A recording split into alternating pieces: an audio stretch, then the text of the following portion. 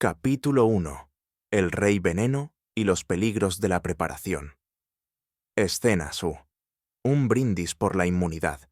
En el gran salón del Palacio Ponto, el rey Mitrídates VI levantó su copa en alto, el líquido en su interior brillando ominosamente. «A la vida eterna», proclamó, bebiendo la mezcla de un solo trago. Sus cortesanos miraban con asombro y leve horror. «¿Eso fue punta arsénico?», susurró uno. «Arsénico, cicuta y un toque de belladona», respondió otro. Su mezcla habitual de desayuno. Mitrídates se había convertido en una leyenda no solo por sus batallas contra Roma, sino también por su ritual diario de ingerir venenos para desarrollar inmunidad, una práctica ahora conocida como mitridatismo. Escena 2. Las ratas de laboratorio reales. En las mazmorras del palacio, los criminales condenados se encontraban siendo parte de los experimentos del rey. «Bebe esto», instruyó el alquimista real a un prisionero tembloroso, entregándole un frasco de líquido desconocido. «¿Me matará?», preguntó el prisionero. «Solo hay una manera de averiguarlo», respondió el alquimista alegremente. Mitrídates observaba desde detrás de una cortina, tomando notas. «Interesante. Nota para mí mismo. Reducir la cicuta a la mitad». Escena 3. Asuntos familiares. La paranoia de Mitrídates se extendía a su propia familia. «Madre, no puedo evitar notar que has estado añadiendo una nueva especie a mis comidas», dijo, mirándola con desconfianza. «Solo un toque de azafrán, querido», respondió ella inocentemente. «¿Azafrán punto estricnina?» Las cenas familiares nunca eran aburridas en el Palacio Ponto. Escena 4. La última ironía. Años después, cuando las fuerzas romanas se acercaban, Mitrídates decidió quitarse la vida, en lugar de ser capturado. Preparó su veneno más potente, una mezcla que había perfeccionado a lo largo de décadas. «Adiós, cruel mundo», declaró, bebiendo la mezcla. Y luego, nada, él esperó. Caminó de un lado a otro. Hizo algunos estiramientos suaves. «Sigue vivo. Maldita sea, me he vuelto inmune a mi propio veneno». Al final, tuvo que pedirle a un soldado leal que hiciera el trabajo con una espada. Escena 5. Legado. La muerte de Mitrídates fue materia de leyendas, una advertencia sobre la arrogancia y la ironía. Su régimen diario de venenos se convirtió en la base del mitridatismo, y su historia fue contada durante generaciones. En cuanto al alquimista real, escribió un rollo de gran éxito. 101 venenos y cómo sobrevivir a ellos. Capítulo 2. De cabezas y dientes. El vikingo, que mordió más de lo que podía masticar. La saga comienza. Sigurd el Poderoso, ligeramente menos poderoso. En perspectiva. El siglo IX. Una época en la que los hombres eran hombres, los hachas estaban afiladas, y la higiene personal era estrictamente opcional. Nuestra historia comienza en las brumosas y azotadas por el viento costas de las Islas Orcadas, donde un cierto conde nórdico, Sigurd Eysteinsson, también conocido como Sigurd el Poderoso, gobernaba con mano de hierro, una barba masiva y la sutileza de un berserker en un banquete de bodas. Sigurd era un hombre de gustos sencillos: saquear, pillajear y posar dramáticamente contra los atardeceres mientras sostenía una espada del tamaño de un pequeño árbol. Su banda de guerra, los Cuervos Calvos, era una colección desaliñada de fornidos y entusiastas inadaptados con más músculos que modales. Juntos, aterrorizaban el campo escocés, saqueando con entusiasmo, quemando cosas por diversión y, ocasionalmente, entrando en acalorados debates sobre si la hidromiel sabía mejor en jarras de cuerno o en calaveras humanas. Sigurd era el tipo de hombre que miraba un mapa y pensaba: sí, fronteras, meras sugerencias. Pero incluso el vikingo más audaz tiene sus rivales, y los de Sigurd venían en la formidable forma de Maelbrigte, el dientón, un noble escocés con una sonrisa tan deslumbrantemente torcida que podría cortar Pan Mael, Bricte el dientón, el némesis dental. Mael Bricte no era un hombre al que llamarías convencionalmente guapo, salvo que tu idea de un galán incluyera una fila de dientes que sobresalían en ángulos que sugerían que alguna vez había sido golpeado por un caballo en medio de un bostezo. Su apodo, Dientón, estaba bien ganado y era la fuente de muchas bromas en la taberna, principalmente a sus espaldas, porque pocos se atrevían a decírselo en la cara. Sus dientes, verás, no eran solo dientes, eran armas, afilados, amarillos y ligeramente amenazantes, como una cerca de estacas desquiciada con rencor. Maelbricte odiaba a Sigurd con la clase de pasión que generalmente se reserva para los recaudadores de impuestos y los suegros sorpresa. Sigurd, a su vez, consideraba a Maelbricte una molestia menor, hasta un fatídico día en que el aburrimiento, el ego y una comprensión absolutamente catastrófica del juego limpio chocaron. El desafío, un duelo de 40 contra 40, más o menos, comenzó, como muchas sagas vikingas, con un cuerno de hidromiel y un sentido de bravata peligrosamente inflado.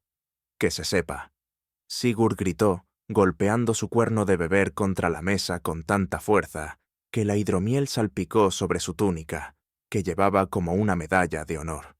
Yo, Sigurd el Poderoso, desafío a Maelbricte el Diente de Sable a una batalla. 40 de mis mejores guerreros contra 40 de sus puntos chicos de dientes salidos. ¿Podrías proporcionar el texto que deseas traducir al español? El salón estalló en vítores, golpes de puños y el ocasional «Espera, ¿qué pasa con el informe del clima?» Pero la logística no era el fuerte de Sigurd. En los brumosos valles de Escocia, Maelbricte recibió el desafío con una sonrisa que podría partir una calabaza. ¿40 hombres, dice? Está bien, pero si Sigurd piensa que jugaré limpio, claramente ha estado oliendo demasiado aceite de ballena. Y así, el día estaba fijado. Los 40 guerreros de Sigurd llegaron al claro acordado en plena armadura de batalla, listos para el combate honorable, solo para descubrir que Maelbricte también había traído 40 hombres, más algunos extras, más algunos primos, más una oveja muy enfadada, llamada Angus. Sigurd, no dispuesto a ser superado en el departamento de la duplicidad, tenía 80 guerreros esperando en emboscada detrás de una colina cercana. El concepto de honor en estas tierras era, digamos, flexible. La batalla. Rodarán cabezas, literalmente. El choque fue rápido, brutal y completamente carente de sutileza. Las espadas chocaron, los escudos se astillaron, y en un momento, 2 guerreros se enzarzaron en una acalorada discusión sobre la forma correcta de trenzar una barba en medio del duelo. Maelbricte luchó valientemente, balanceando su hacha en amplios arcos, sus dientes de conejo brillando como 2 guadañas de marfil en la niebla. Logró derribar a varios de los hombres de Sigurd, riendo a carcajadas mientras lo hacía. Pero al final, los números lo abrumaron.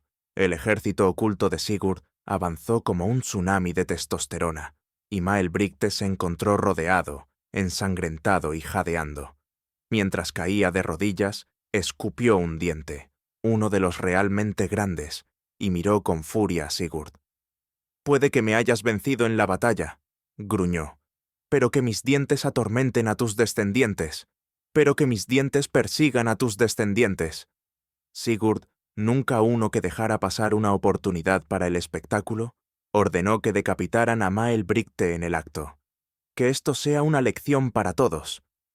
Sigurd rugió, sosteniendo la cabeza cortada en alto.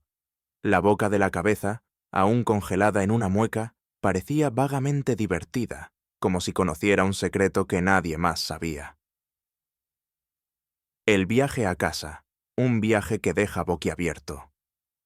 Ahora, aquí es donde las cosas tomaron un giro abrupto hacia lo absurdo. Sigurd, en un momento de asombrosamente mal juicio, ató la cabeza de Maelbricte a su silla como un trofeo. Sí, querido lector, El hombre que acababa de vencer a su mayor rival decidió que sería una excelente idea colgar la cabeza decapitada del enemigo como un adorno festivo. Mientras Sigurd cabalgaba de regreso a casa a través de las húmedas y rocosas tierras altas, la cabeza de Maelbrigte rebotaba y oscilaba, golpeando repetidamente el costado de la pierna de Sigurd como una grotesca maraca post-batalla. Los dientes de la cabeza, aún impresionantemente afilados, raspaban y pinchaban el muslo de Sigurd, dejando pequeños cortes que ardían con el viento frío. «Bah», Sigurd murmuró, apartando la cabeza como si fuera una mosca molesta. «¿Qué es un pequeño rasguño? Soy Sigurd el Poderoso. No temo a... ¡Ay! Deja eso, demonio dental. Deja eso, demonio dental». Pero el daño ya estaba hecho. Las repetidas heridas de los famosos dientes de conejo de Maelbrigte se infectaron. La infección se instaló, rápida y feroz, como suelen hacerlo las infecciones cuando la higiene implica limpiarse las manos en una oveja muerta. La muerte de Sigurd el Poderoso, una historia de advertencia. Para cuando Sigurd llegó a su sala de hidromiel, estaba febril y alucinando. Hablaba sin parar sobre cabezas parlantes, molares vengativos, y cómo la luna se parecía sospechosamente a una rueda de queso de cabra. En cuestión de días, la herida se volvió séptica. Su pierna se hinchó como una salchicha demasiado rellena, y un olor penetrante comenzó a flotar por el pasillo, para consternación de sus guerreros, quienes ya estaban reconsiderando sus decisiones de vida. La curandera del pueblo, una anciana llamada Gudrun, la gruñona, examinó la herida con el entusiasmo de alguien que inspecciona un hongo particularmente agresivo. «Ah», declaró, pinchando la pierna con un palo, «has sido maldecido por el diente de la venganza. Suele pasar todo el tiempo». Los últimos días de Sigurd fueron un caos borroso. Insistió en organizar un banquete en su honor, donde dio un discurso apasionado sobre los peligros de confiar en la odontología enemiga, antes de desmayarse en su cuenco de estofado a mitad del brindis. Sus últimas palabras, que lo digan los poetas, fue un rasguño heroico. Las consecuencias. Nace un nuevo refrán. Así pereció Sigurd el Poderoso, no abatido por espada o lanza, sino por un solo diente de un hombre que ya había matado. En los años que siguieron, «no ates cabezas a tu silla de montar», se convirtió en un proverbio común en el mundo vikingo, junto a otras perlas de sabiduría como «nunca confíes en una cabra tuerta» y «si la hidromiel sabe raro, tal vez no la bebas». Maelbrigte, por su parte, ganó una reputación póstuma como el hombre que mordió desde más allá de la tumba. Sus descendientes contaban la historia con orgullo, aunque a veces se exageraba hasta el punto de que la cabeza de Maelbrigte saltaba y devoraba toda la pierna de Sigurd, o el fantasma de Maelbrigte atormentaba al caballo de Sigurd hasta que se despeñaba. Epílogo: la saga continúa. Y los guerreros de Sigurd se dividieron en facciones. Un grupo fundó la Orden de los Intocados, prometiendo nunca más tocar las cabezas enemigas, mientras que el otro, un grupo más rebelde, formó la Hermandad del Diente de Sable, llevando pequeños dientes de plata alrededor de sus cuellos para la suerte. Y en algún lugar, en las brumosas colinas de las Orcadas, dicen que aún se puede escuchar el débil clac, clac, clac de los dientes de una cabeza cortada, castañeteando en el viento nocturno, esperando a su próxima víctima desprevenida. Capítulo 3. La maldición de las tejas de techo y otros objetos que caen. Una historia de ladrillos, egos y las desafortunadas leyes de la gravedad. Ah, la antigua Grecia.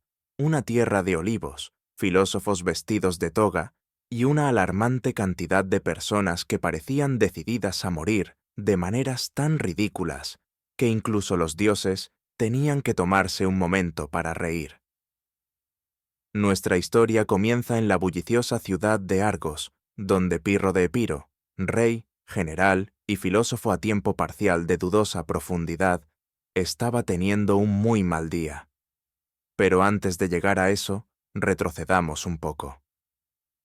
Pirro, verás, era el tipo de hombre que pensaba que estrategia era un sinónimo de correr directamente hacia el enemigo y esperar que dejaran caer sus lanzas por pura admiración. Sus campañas militares eran famosas, principalmente por la gran cantidad de personas que técnicamente ganaron, solo para darse cuenta más tarde de que ahora estaban arruinadas, exhaustas y posiblemente les faltaban varias partes del cuerpo clave. De hecho, de ahí proviene el término victoria pírrica, una victoria tan costosa que hubieras estado mejor quedándote en casa y tejiendo calcetines. Pirro y la ciudad de la confusión. Ahora, Pirro, después de años de luchar contra Roma, Cartago, Macedonia y algún que otro cabra enfadada, se encontraba en la ciudad de Argos, donde las cosas estaban a punto de torcerse en el sentido más literal imaginable. Era tarde en la noche, y Pirro había decidido, en contra del consejo de literalmente todos, liderar un ataque sigiloso en la ciudad. Ahora, para Pirro, sigilo significaba asaltar las puertas a medianoche con elefantes. Sí, elefantes, porque nada dice infiltración silenciosa, como un animal de 6 toneladas con la gracia de un buey borracho. Naturalmente, los elefantes se quedaron atascados, como los elefantes suelen hacer cuando navegan por callejones griegos antiguos, del ancho de un modesto sándwich. Los soldados se perdieron, los lugareños se despertaron, y lo que se suponía que iba a ser un asalto audaz se convirtió en lo que los historiadores más tarde acordaron que era un desfile de desastre estratégico. Pirro, siempre el líder práctico, se encontró en una calle estrecha, rodeado de caos, sus soldados luchando en callejones angostos, elefantes mugiendo, o el sonido que hacen los elefantes cuando están confundidos, y los lejanos gritos de filósofos discutiendo sobre si debían ayudar o simplemente observar y escribir un poema sobre ello más tarde. Entra la abuela Doom, y entonces vino la teja del techo. Altos sobre la calle, en una pequeña casa ligeramente torcida, con un techo que había visto días mejores, estaba Antella, una anciana griega que no tenía absolutamente ningún tiempo para estas tonterías. Antella había vivido guerras, hambrunas y la gran escasez de aceitunas del 275 a.C. Había visto a reyes levantarse y caer, y no iba a permitir que su belleza fuera interrumpida por algún caudillo exageradamente dramático que caminaba por su calle como si fuera el dueño del lugar. Miró hacia abajo al caos con un suspiro, murmurando entre dientes. Los hombres, siempre peleando, nunca barreando el patio. Solo una vez, me gustaría una noche tranquila de té de granada y chismes de cabras. Su mirada se posó en Pirro, quien con su brillante armadura y casco con cresta parecía un hombre audicionando para el papel de héroe en una tragedia que sale horriblemente mal. Estaba dando órdenes a gritos, agitando su espada y, en general, haciendo un espectáculo de sí mismo. Antella, que tenía un brazo bastante impresionante para una octogenaria, decidió que ya había tenido suficiente. Cogió la teja más cercana, un pesado trozo de terracota que había estado precariously equilibrado durante años, y con la precisión casual de alguien que había lanzado cosas a cabras, nietos, y una vez a un comerciante particularmente grosero, la lanzó del tejado. El golpe fatal. Ahora, uno podría pensar que un guerrero experimentado como Pirro, con sus innumerables batallas y su supuesto genio táctico, estaría preparado para todo tipo de amenazas, lanzas, flechas, tal vez incluso una estampida de elefantes. Lo que no estaba preparado era para la humilde teja del tejado. Con un desagradable golpe, la teja golpeó a Pirro de lleno en la cabeza. Se congeló a mitad de la orden, con los ojos muy abiertos, su espada cayendo de su mano con un sordo clangor. La calle cayó en silencio. Incluso los elefantes se detuvieron, sus grandes orejas aleteando en confusión. Y luego, con todo el dramatismo de un hombre que acaba de darse cuenta de que había sido derribado por una pieza de cerámica, Pirro se desplomó como un saco de ánforas mal equilibradas. Las consecuencias: sorpresa, horror y un poco de satisfacción. Antella, asomándose por el borde de su tejado, parpadeó una vez. Se encogió de hombros y murmuró: «Bueno, eso le enseñará a gritar a medianoche. Ahora, ¿dónde dejé mi té?». Abajo en la calle, los soldados de Pirro miraban con incredulidad. El poderoso Pirro, el hombre que había sobrevivido a innumerables batallas, cargado contra las líneas enemigas y una vez intentó luchar con un toro por diversión, fue derribado por la gravedad y una teja del tejado. Un soldado particularmente valiente, posiblemente un poco lento de reflejos, pinchó a Pirro con su lanza. No se va a levantar». «Bueno, obviamente», murmuró otro. «Tiene una teja incrustada en el cráneo». Y así, el gran Pirro fue derrotado no por un general rival, ni por una astuta conspiración, sino por una abuela armada con nada más que el techo de su cocina. Legado: la teja que se oyó en todo el mundo. La noticia de la muerte de Pirro se propagó como la pólvora por todo el mundo griego. Los poetas se apresuraron a componer odas. Los filósofos debatieron la metafísica de los objetos que caen. Los parroquianos de la taberna inventaron juegos de beber. Toma un sorbo cada vez que un general muera por algo estúpido. ¿Podrías proporcionar el texto que deseas traducir al español? Estoy aquí para ayudarte. Incluso en tierras lejanas, los reyes se rieron nerviosamente y empezaron a reforzar sus techos. ¿Y Antella? Se convirtió en una leyenda local.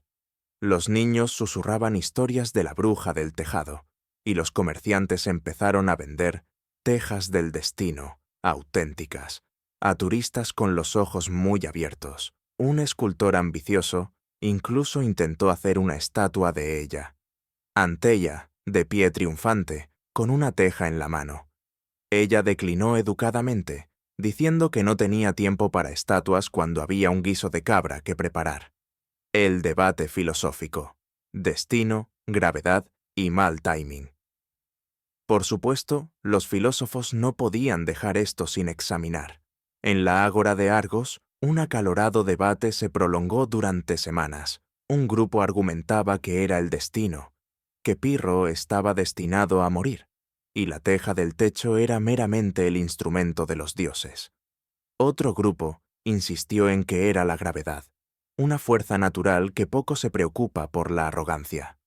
Un tercer grupo, ligeramente ebrio, sugirió que era negligencia en el mantenimiento del techo y que quizás el Consejo Municipal debería investigar las regulaciones adecuadas de tejas. Independientemente de la causa, la conclusión era clara. A veces el universo simplemente disfruta de una buena broma.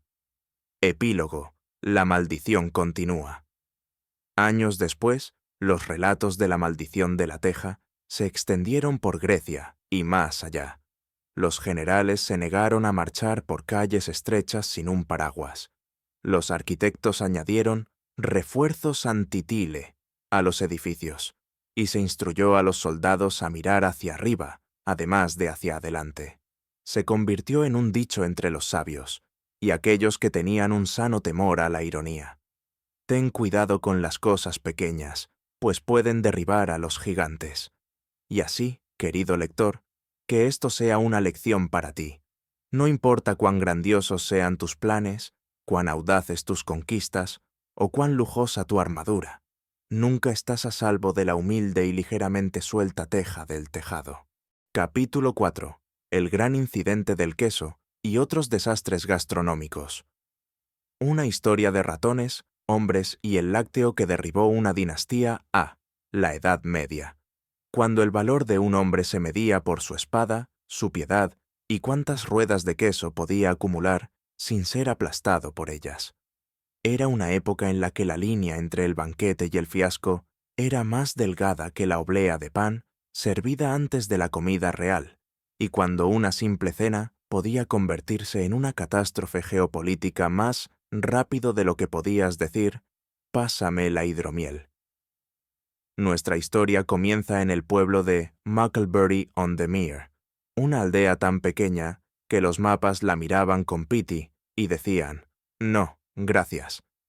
Este era un lugar donde las vacas superaban en número a las personas, donde el aire olía débilmente a nabos y arrepentimiento, y donde la mayor ambición culinaria era sobrevivir a la próxima comida sin que tu comida se defendiera. En el corazón de esta aldea estaba Lord Percival el Gordo, un hombre cuya cintura no se medía en pulgadas, sino en unidades de queso, consumido por hora. Percival no era solo un lord, era una leyenda en lactosa, un hombre que creía que los lácteos eran la columna vertebral de la civilización, y francamente, también su talón de Aquiles. La fiesta para terminar con todas las fiestas. Un buen día, si por bueno nos referimos a nublado, húmedo y oliendo a cabra mojada. Lord Percival decidió organizar un banquete tan grandioso que haría llorar al rey de Inglaterra en su pudín. ¿La ocasión? Absolutamente nada. Era un miércoles, y Percival creía en celebrar el hecho de que todavía estaba respirando y que sus arterias aún no habían montado un golpe de estado. El menú era una ambiciosa sinfonía de exceso medieval que obstruía las arterias. Cisne asado relleno de almendras y arrepentimiento. Salmón marinado servido con un toque de angustia existencial. Una montaña de pan de cebada, porque el escorbuto no espera a nadie. Y, por supuesto, la gran rueda de queso, una monstruosidad láctea tan grande que tenía su propia atracción gravitacional y un nombre: el Lactosaurus Rex. Los aldeanos miraban con asombro, mientras los sirvientes rodaban el queso hacia el gran salón, sus ruedas chirriando bajo la tensión, las tablas del suelo gimiendo, y los ratones locales formando una peregrinación para rendir sus respetos. Pero acechando en las sombras, amigo mío, había peligro, porque el Lactosaurus Rex tenía una historia oscura, cremosa y ligeramente fermentada, de la que nadie se atrevía a hablar, hasta que fue demasiado tarde. La leyenda del Lactosaurus Rex. Se dice que el Lactosaurus Rex fue creado por primera vez por el hermano Bartolomé el Exagerado, un monje que creía que el queso era un regalo divino, enviado por el Todopoderoso para recordar a la humanidad tanto la abundancia de la naturaleza como la importancia de no confiar en los productos lácteos que huelen a pies y a las almas de los condenados. El queso, según la leyenda, había sido dejado envejecer durante 30 años en el sótano de un monasterio, olvidado detrás de una caja de agua bendita caducada y un manual de exorcista titulado «Así que tienes demonios». Cuando finalmente fue redescubierto, el queso había desarrollado una especie de conciencia, un aura de malevolencia, una tendencia a vibrar suavemente cuando la luna estaba llena, y el inquietante hábito de devorar a la ocasional rata que se acercaba demasiado. Naturalmente, Lord Percival lo había comprado a un precio rebajado, razonando que una ganga es una ganga, y qué podría salir mal con una rueda de lácteo de 30 años. El desenlace. A medida que comenzaba el banquete, el gran salón de la mansión de Percival se llenó de los sospechosos habituales, caballeros presumidos sobre batallas que nunca habían librado, monjes debatiendo cuántos ángeles podían bailar sobre un hueso de pollo, y Lady Gwendolyn, la lengua afilada, quien tenía un talento especial para convertir cumplidos en insultos velados. Percival mismo se sentó en la cabecera de la mesa, con una corona de cebollas encurtidas sobre su cabeza, una decisión culinaria, no de moda, y una copa de vino en una mano que ocasionalmente usaba para amenazar a los sirvientes que pasaban para que la llenaran. El queso fue colocado en el centro de la mesa, irradiando un olor tan potente que podría haber sido utilizado como arma. Los invitados intentaron sonreír educadamente mientras contenían la respiración, lo que llevó a varios casos de desmayos accidentales y a un desafortunado caballero que cayó de cara en la crema pastelera. Entonces, cuando se cortó la primera rebanada, un temblor, un bajo y ominoso retumbar que parecía surgir de la misma tierra. El Lactosaurus Rex había despertado. El gran incidente del queso. Lo que sucedió después es materia de canción y leyenda, aunque el bardo local, Barry el Torpe, que intentó escribir una balada al respecto, desafortunadamente se atragantó con un hueso de ganso a mitad de camino y nunca la terminó. El queso explotó, no en el sentido habitual de una metáfora dramática, sino literalmente. La presión de años de envejecimiento, gases atrapados como espíritus vengativos y una integridad estructural que solo podría describirse como optimista, resultaron en una detonación que envió cuajada volando como metralla por todo el salón. Los invitados se agacharon bajo las mesas mientras glóbulos de queso salpicaban paredes, techos y a un bufón particularmente desafortunado que había estado malabareando nabos en ese momento. El tapiz preciado del señor con el escudo de la familia, una oveja, un barril y un erizo con aspecto confundido, fue obliterado, reemplazado por un mural de caos lácteo. Lo peor, sin embargo, estaba por venir. La última pajita, de queso, Lord Percival, quien había estado preparando un gran brindis sobre las virtudes de los lácteos, fue golpeado de lleno en el pecho por un trozo de queso tan denso que podría haber sido clasificado como un arma contundente. Retrocedió tambaleándose, derribando una bandeja de faisanes glaseados con miel, agarrándose el pecho y jadeando. «Por las benditas vacas de Canterbury. He caído por mi propio banquete». Lady Gwendolen, siempre la pragmática, se inclinó y comentó: «Quizás esto sea una señal de que deberías haber optado por los nabos». Y así, Lord Percival el Gordo, conquistador de buffets y asesino de muchas ruedas de brie, se convirtió en la primera víctima registrada de la muerte por queso. Epílogo.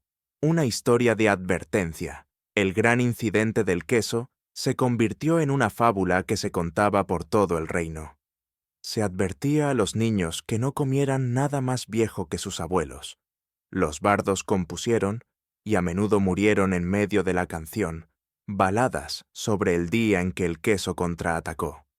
Incluso los ratones de Mucklebury-on-the-Mire celebraron una pequeña y solemne vigilia en honor al caído Lactosaurus Rex, aunque admitieron en privado que estaban aliviados de haber sobrevivido a su reinado de terror. Y al final, el legado del Lord Percival perduró, no a través de batallas o tratados o grandes hazañas, sino en una pequeña placa sobre la chimenea de la mansión que decía: «Aquí yace Lord Percival el Gordo, que su apetito descanse en paz y que su queso permanezca intacto».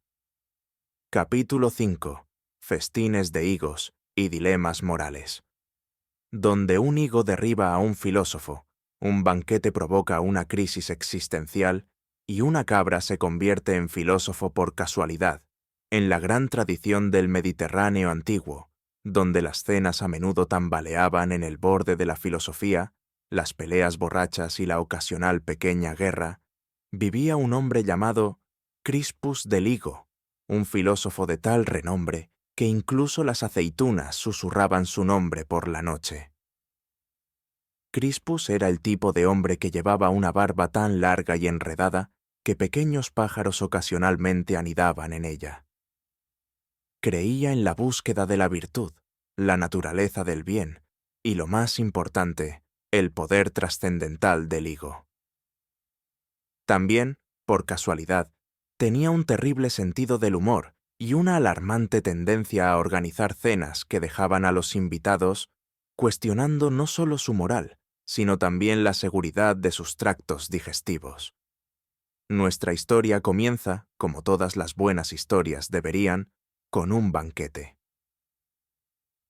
La invitación era el tipo de invitación que llegaba con gran pompa, un pergamino atado con cuerda y sellado con un emblema de cera de un higo con una pequeña corona.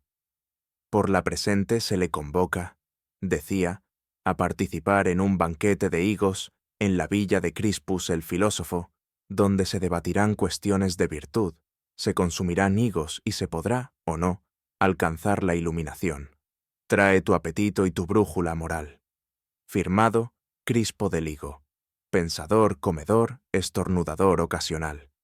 Naturalmente, toda la ciudad de Figópolis, sí, era un lugar real, zumbaba de anticipación. ¿Quién podría resistir la oportunidad de debatir el sentido de la vida mientras degustaba un plato de cabra asada y compota de higos? ¿Quién, en su sano juicio, rechazaría la oportunidad de atragantarse accidentalmente con un higo mientras se pregunta si el universo tiene un propósito? Exactamente, nadie. La fiesta. Comienza. La villa de Crispo, situada en lo alto de una colina con vistas al mar, y al ocasional desafortunado pescador que caía mientras discutía sobre si los peces tenían alma, era un gran acontecimiento. Tenía columnas de mármol, olivos meciéndose con la brisa, y un sospechosamente gran número de cabras vagando como si fueran las dueñas del lugar. Los invitados llegaron en masa. Píndaro el Pesado, un poeta que hablaba exclusivamente en pareados, incluso al pedir más vino. Beryl la Desencantada, una matrona con una lengua más afilada que una espada espartana. Gallo el Devorador, quien una vez consumió un buey entero asado de una sola vez, y aún así se quejaba de hambre. Y por supuesto, Eufemia la Vendedora de higos, que había metido secretamente unos higos extra en los platos, esperando un aumento en las ventas. Las mesas crujían bajo el peso de los platos. Palomas rellenas de higos, cordero glaseado con higos, tartas de higo, vino de higo, ensalada de higo y un postre especial llamado sorpresa de higo, que todos sabían que eran solo más higos, pero servidos en un tazón diferente. Crispo mismo se encontraba al frente de la mesa, con los brazos extendidos, la túnica ligeramente chamuscada por un accidente culinario anterior, la barba brillando con aceite de oliva y un destello filosófico en los ojos. «Amigos, filósofos, entusiastas de los higos», proclamó. «Esta noche no solo cenamos comida, sino las mismas preguntas que definen la existencia. ¿Es un higo simplemente una fruta o un símbolo del anhelo del alma por la dulzura en un mundo amargo? Discútanlo». Todos aplaudieron educadamente. Bueno, casi todos. El debate de los higos del destino, a medida que el vino fluía y los higos eran devorados con el fervor de una cabra descubriendo ropa sin atender, el debate filosófico se intensificaba. Píndar el Ponderoso se inclinó dramáticamente, declarando: «Un higo no es más que una metáfora, digo yo, del dulce pero efímero abrazo del destino». Beryl la Desinteresada resopló: «Un higo es un higo, Píndaro. Intenta decir eso sin rimar. Te desafío». Gaius el Devorador, a mitad de bocado, murmuró: «Metáfora o no, está delicioso. Pasa la bandeja». Crispo, siempre el anfitrión, se acarició la barba y asintió con sabiduría. «Pero si el higo es el destino, ¿quién entre nosotros se atreve a morderlo? Porque al consumir el destino, ¿acaso no nos consumimos a nosotros mismos?» En ese preciso momento, Beryl la Desinteresada extendió la mano hacia un higo particularmente grande, dio un mordisco y de inmediato comenzó a atragantarse. «¡Por los dioses!», jadeó, agitando los brazos. «¡El higo! ¡Se defiende!». El caos estalló. Píndar el Ponderoso intentó componer una elegía improvisada, mientras realizaba simultáneamente la maniobra de Heimlich, lo cual involucraba más poesía que presión. Gallo el Comilón consideró si podría terminar su plato si ella no sobrevivía. Eufemia la Higuera. La comerciante deslizó silenciosamente un contrato de venta bajo la mano de Beryl, por si acaso. Crispo, sin embargo, observaba con la fascinación desapegada de un hombre que acababa de darse cuenta de que su metáfora Ahora era un dilema moral muy literal. Ah, musitó, ¿no es el destino de todos los que buscan la dulzura confrontar eventualmente la amargura de la mortalidad? Beryl, aún ahogándose, logró darle una bofetada en la cara antes de finalmente desalojar el higo con un estornudo explosivo que derribó un candelabro, que encendió la cola de una cabra, lo que a su vez llevó a la gran carga de cabras de Figópolis. Pero volveremos a eso en un momento. La crisis moral. A medida que se desataba el caos inducido por los higos, los filósofos, fieles a su estilo, no detuvieron el festín, debatieron más intensamente. Si un higo puede tanto nutrir como matar, musitó Píndaro, ¿es bueno o malo? Quizás no sea ni lo uno ni lo otro, respondió Crispus, sino un reflejo de nuestra propia fragilidad moral. O tal vez, interrumpió Gallo el comilón, metiéndose un higo en la boca, es solo una fruta, y ustedes lo están pensando demasiado. Mientras tanto, las cabras, ahora alentadas por el incidente de la cola en llamas, habían comenzado a asaltar la mesa, arrebatando higos, derribando copas y embistiendo a los filósofos que parecían demasiado engreídos. El apocalipsis de los higos. Lo que siguió fue conocido en la leyenda local como la Figocalipsis, una noche de caos pegajoso, colapsos filosóficos y la eventual realización de que nadie realmente sabía lo que simbolizaba un higo, pero definitivamente no era paz y tranquilidad. En la secuela, Crispo se sentó entre los escombros, con las túnicas manchadas de vino, la barba humeando ligeramente, y suspiró. Quizás la verdadera lección moral sea esta. Nunca organices una cena con más de 5 cabras y un suministro ilimitado de higos. Y desde la esquina, donde Beryl la desinteresada se secaba la cara con una servilleta, llegó la seca respuesta. O tal vez, Crispus, la lección es, mastica tu comida y guarda tus metáforas para ti mismo. Capítulo 6. La batalla de las galletas de cebada. Como un simple tentempié. Casi derribó a todo un pueblo. Que se sepa que en el ilustre pueblo de Mucklebury-on-the-Mere, las guerras rara vez se libraban con espadas, escudos o máquinas de asedio. No, sus batallas se libraban por asuntos mucho más críticos. La forma correcta de preparar una tetera de té, si se podía confiar en las cabras cerca del huerto de repollos, y, lo más notable, la textura adecuada de las galletas de cebada. Ah, la galleta de cebada. Una humilde creación de harina, agua y el tipo de optimismo culinario que generalmente se reserva para la medicina medieval. ¿Se suponía que fuera suave y desmenuzable, como el abrazo cariñoso de una abuela? ¿O dura como la armadura de un caballero, capaz de desviar flechas y posiblemente servir como arma en caso de emergencia?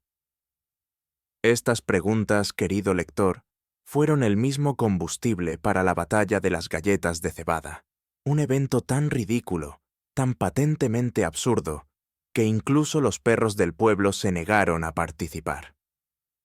El gran cisma de las galletas. Todo comenzó, como muchos conflictos, con una reunión del pueblo que debería haber sido sobre la rotación de cultivos, pero que se desvió rápidamente cuando Lady Agatha Crambley, la autoproclamada baronesa de las galletas, declaró: «La única galleta de cebada adecuada es aquella que puede soportar el peso de la bota de un hombre adulto sin desmoronarse». Su rival, Sir Reginald Softchew, un caballero cuyos dientes habían renunciado hace mucho tiempo a la voluntad de luchar, se levantó en protesta indignada. «¡Eso es herejía culinaria, Ágata! Una galleta debería derretirse en la boca, como un susurro de los ángeles, no amenazar con la aniquilación dental». La sala cayó en el caos. Los agricultores discutían con los herreros. Los pastores gritaron a los panaderos. Incluso la cabra del pueblo, Percy, parecía opinar al comer ambos tipos de galletas y salir de la habitación con una expresión que solo podría describirse como profundamente perturbada. la formación de las facciones se trazaron líneas.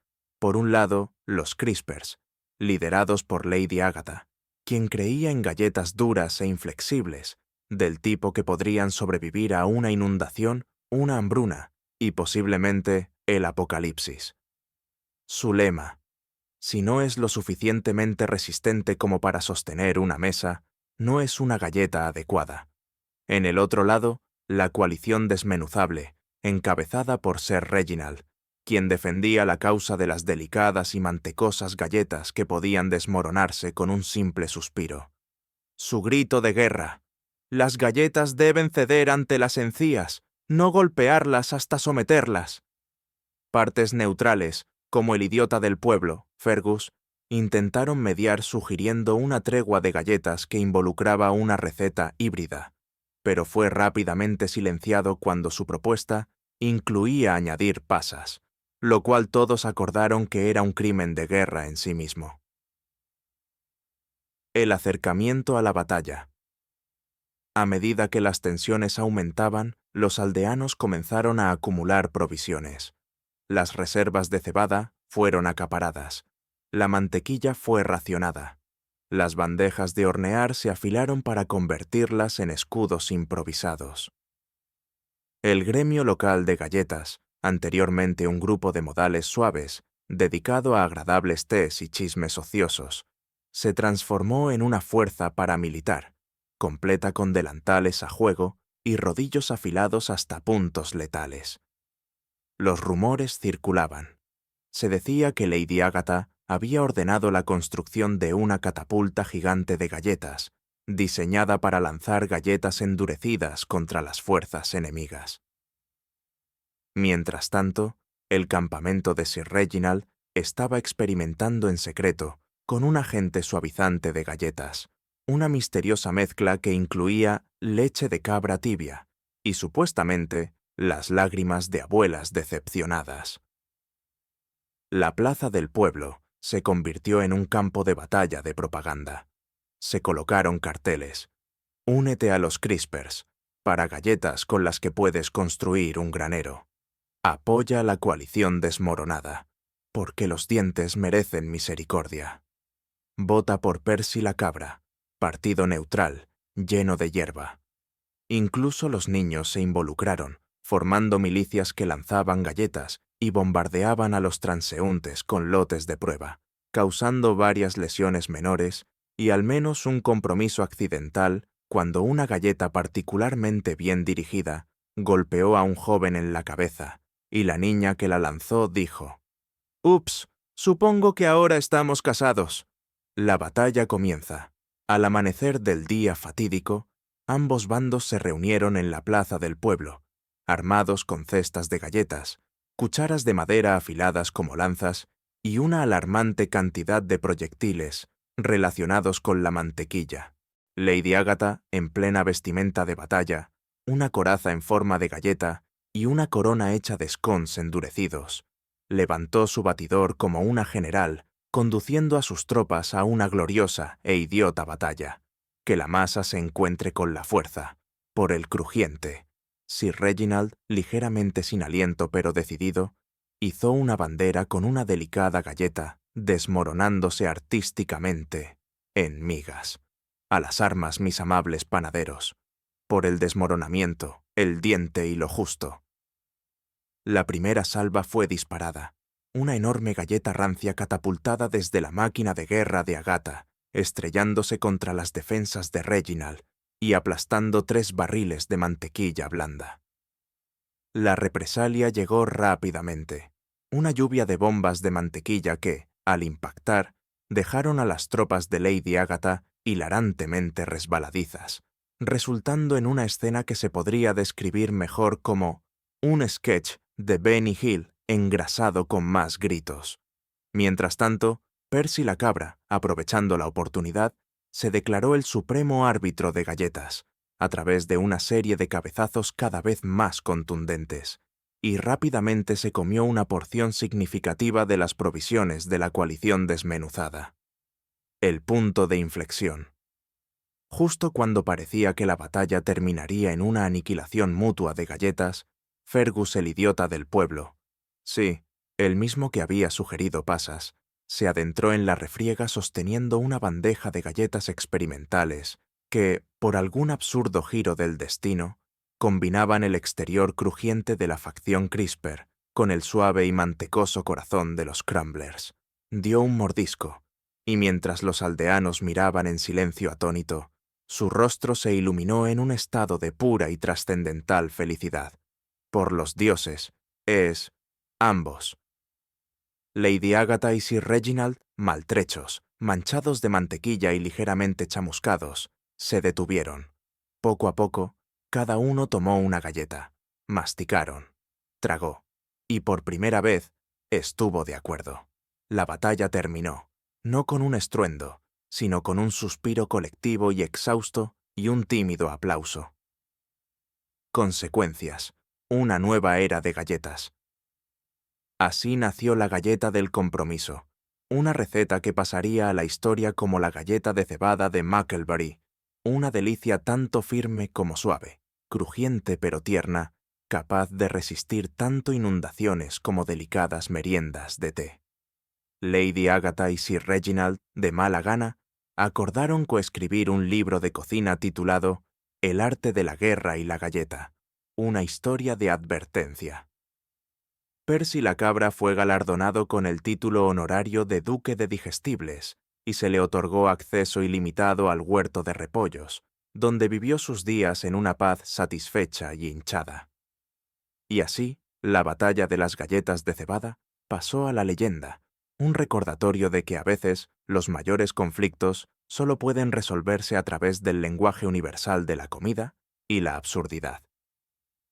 Capítulo 7. El postre del destino, o, como un pudín. Casi se convirtió en rey. En la humilde aldea de Mucklebury-on-the-Mere, donde los campesinos discutían sobre la manera correcta de acariciar a una gallina y el método más digno de hurgarse la nariz en público, pocos podían haber predicho que su destino no sería moldeado por reyes o guerreros, sino por un postre. Y no cualquier postre, sino un pudín tan legendario, tan supuestamente potente, que se susurraba que tenía el poder de coronar a un monarca, desmoronar un régimen y provocar bailes espontáneos entre los ancianos. La historia comienza, como todas las buenas historias, con un panadero aburrido y un monje loco. El nacimiento del pudding del peligro. Bartholomew Crostington, panadero de oficio, soñador de naturaleza y procrastinador profesional por vocación, siempre había creído que los postres eran más que solo azúcar y harina. Eran declaraciones, proclamaciones audaces de que un hombre podía dejar un legado, preferiblemente uno cubierto de crema y posiblemente incendiado para un efecto dramático. Un día, hablarán de mí como el hombre que se atrevió a poner nuez moscada, donde ningún hombre había puesto nuez moscada antes. Bartholomew declaraba, a nadie en particular, mientras experimentaba en su panadería tenuemente iluminada, esparciendo harina como una tormenta de nieve en polvo. Pero no fue hasta que el padre Teobaldo, el monje local ligeramente desequilibrado, con una inclinación por las profecías catastróficas y un desafortunado hábito de prender fuego a los himnarios, entró en la panadería una mañana brumosa, que la idea del pudding del destino realmente echó raíces. «He visto una visión», Teobaldo proclamó, sus túnicas humeando débilmente en los bordes. «Un postre tan poderoso que unirá a las facciones de esta tierra y quizás cause indigestión a toda una generación. Será un pudín». Bartolomé, nunca uno que ignorara a un hombre despotricando en su establecimiento, asintió sagazmente y garabateó las palabras pudín, poder en su cuaderno cubierto de harina. Los ingredientes del caos. La receta, naturalmente, era imposible. Requería 12 huevos, cada uno puesto en el momento preciso de un eclipse lunar. Leche de una cabra que una vez sobrevivió a ser alcanzada por un rayo. La cáscara de un limón recogida por una monja zurda. Un pellizco de sal robado bajo la cubierta de la noche de la cocina del alcalde. Y, lo más controvertido, una cucharada de mermelada hecha con bayas, recolectadas en el lugar de una vergüenza histórica. En este caso, la plaza del pueblo donde Fergus el idiota una vez confundió una colmena con un sombrero y provocó el gran fiasco de las picaduras del 7. Bartolomé, sin desanimarse, reunió los ingredientes, algunas veces mediante persuasión, otras mediante robo, y una vez disfrazándose de monja con una barba extremadamente convincente. Cuando el pudín finalmente fue ensamblado, brillaba débilmente. Olía a victoria, arrepentimiento y posiblemente un toque de botas viejas. Los aldeanos, naturalmente, estaban aterrorizados. La gran revelación del pudín. La noticia de la existencia del pudín se propagó como la pólvora. Pronto, toda la aldea se reunió en el festival anual de tradiciones cuestionables de Mucklebury, que típicamente incluía el torneo de huevo y cuchara y el grito ceremonial al cielo por buenas cosechas. Bartolomé, con un gesto que haría llorar a un heraldo real, descubrió el pudín sobre una bandeja dorada tomada prestada, sin permiso, de la rectoría. Los suspiros resonaron. Alguien se desmayó. Una gallina puso un huevo espontáneamente de la conmoción. «He aquí», Bartholomew exclamó, «el postre del destino».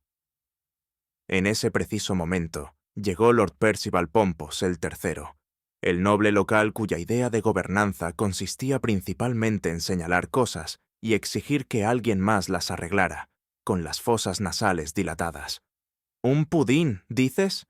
¡Bah! ¡Ningún postre puede dominarme!», se burló, avanzando para aplastar el pudín con su bastón. Pero el destino, querido lector, tiene un sentido del humor. Cuando el bastón de Percival hizo contacto, el pudín emitió un zumbido bajo y resonante, y una pequeña onda de crema lo lanzó hacia atrás, cayendo en un barril de cebollas en escabeche. La multitud estalló en vítores. Alguien comenzó a gritar: «¡Viva el pudín! El pudín asciende». No pasó mucho tiempo antes de que los aldeanos, siempre tan volubles, declararan al pudín su nuevo gobernante. Celebraron una coronación que incluía una corona hecha de azúcar trenzado y glaseado de mantequilla. Bartholomew fue declarado el canciller del pudín, el padre Theobald el profeta de la cuchara, y Fergus, el idiota del pueblo, fue nombrado el bufón real y guardián de la mermelada sobrante, por razones que nadie podía explicar del todo. Las leyes fueron reescritas. Todos los decretos debían emitirse en pareados. Los impuestos podrían pagarse en galletas o mermelada. Cualquier noble que hablara mal del pudín debía ser apedreado con bollos rancios hasta que se disculpara en pentámetro yámbico.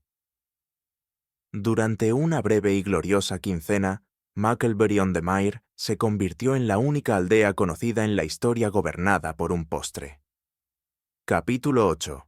Los antojos nocturnos y otras pesadillas culinarias, o como un antojo nocturno. Casi derribó un reino. Comenzó, como todos los desastres culinarios, con un gruñido bajo, gruñón e insistente que resonaba por los corredores de piedra del castillo Crumblestone, como el llamado de un fantasma hambriento. ¿La fuente del gruñido? El rey Percival el perpetuamente hambriento, un hombre cuyo apetito era tan legendario que una vez inspiró una canción entera en una taberna titulada La balada del vientre sin fondo. Las letras, para que conste, contenían no menos de 17 estrofas sobre el amor del rey por las cebollas en escabeche, el ganso asado y los nabos endulzados. Era la medianoche cuando el rey Percival, acurrucado en su cama real, bordada con diminutos dumplings dorados, fue despertado por un hambre tan feroz que parecía como si un ejército de pequeños chefs estuviera organizando un motín en su estómago. «¡Marta!», gritó, convocando a la cocinera real con una voz que hizo temblar los retratos de las paredes y envió a los ratones de la despensa a un estado de pánico colectivo. Marta la imperturbable, una mujer cuyos ceños no se habían movido desde el gran derrame de sopa del 8, llegó con su gorro de dormir y su delantal cubierto de harina. «¿Qué es lo que necesita esta vez, Su Majestad?», preguntó con la cansada paciencia de una mujer que una vez había sido solicitada para preparar un pastel de carne de 3 pisos en forma de castillo a las 2 de la mañana.